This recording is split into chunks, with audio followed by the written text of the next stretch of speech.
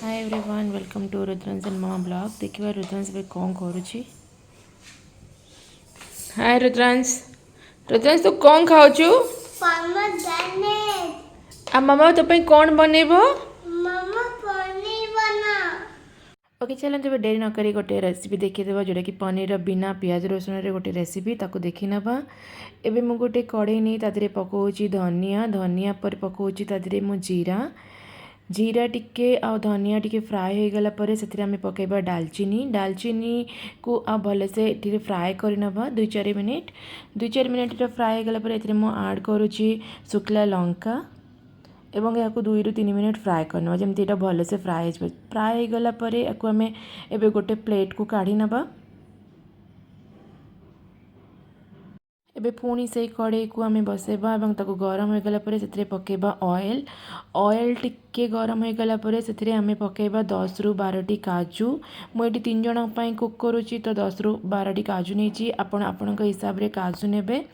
एबे काजूटी light brown हो गला परे या गोटे प्लेट को काढ़ी नबा एवं से ही तेल आम पकेबा ए कटा होता टमाटो एवं या टिके 2-3 मिनिट फ्राए करबा आउ ताको इजी फ्राए करने आम ए पकेबा लुण। टमाटोटा टिके फ्राए गला परे या गोटे प्लेट को काढ़ी नबा। ये देखो मुझे गोटे गोटे कर सब टमाटो काढ़ी नहीं।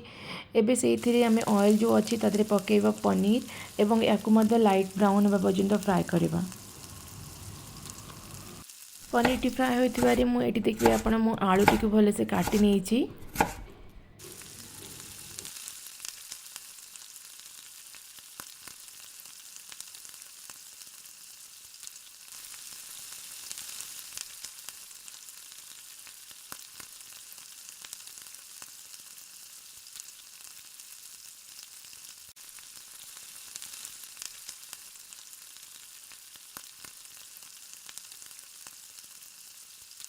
पनीर टी देखो लाइट ब्राउन कलर हो जाए गोटे प्लेट को काढ़ी नौची।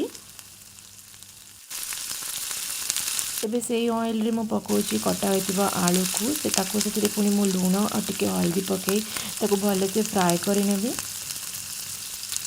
ये आम आलू को फ्राए होगा देबा एवं यही समय भितर आम गोटे ग्राइंडर जार नहीं कि टोमाटो फ्राएड काजू धनिया जीरा शुखला लंका एवं अदा को लेकिन ताको पेस्ट बने की रखिबा।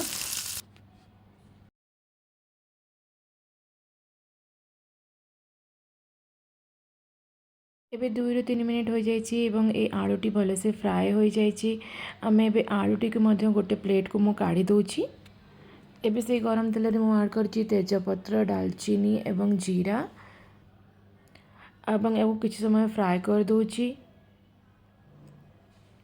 ये टिक्के फ्राए गला परे सेतिरे मु जो बटा होइतिबा पेस्ट को ऐड करुछि एहा को भले से गोळेई दोछि।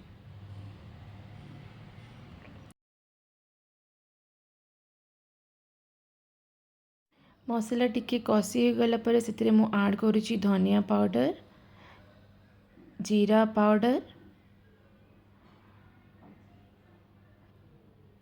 सुखिला लंका पाउडर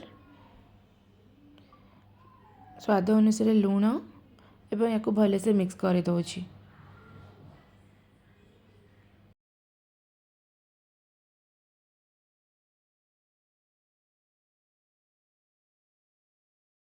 ए 5-7 मिनिट हो गलानी मसला भल से कषि हो गलानी एवं एथिरु तेल बाहरी गलानी। एबे एथिरे हम ऐड करिवा पनीर पीस आउ भजा होइतिबा आलू को ताको भले से भी ऐड करी मु भले से ताको मिक्स कर दोछि।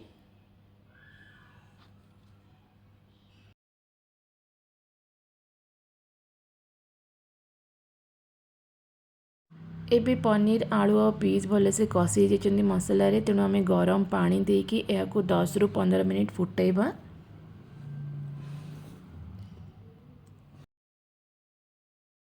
एबे 10-15 मिनिट हो जाइए देखो तरकारी भले से फुटी जाइए आलू मध्य सिझी जाइए।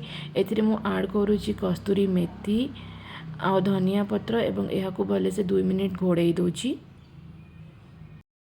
एबे मो तरकारी हो जाइए एथिरे मु ऐड करुछि गरम मसला आ बटर एवं एहाको घोड़े दोछि आ गैस रा फ्लेम बंद कर दोछि। एबे आपण माने तरकारीर टेक्सचर देखिपे केते सुंदर होईची। निश्चिंत ये रेसिपी को ट्राए करंतु। जदि आपको रेसिपीटी भल लगुच देन मो चैनल को सब्सक्राइब करंतु एवं यही वीडियोटी को लाइक एंड शेयर करंतु। Thank you for watching.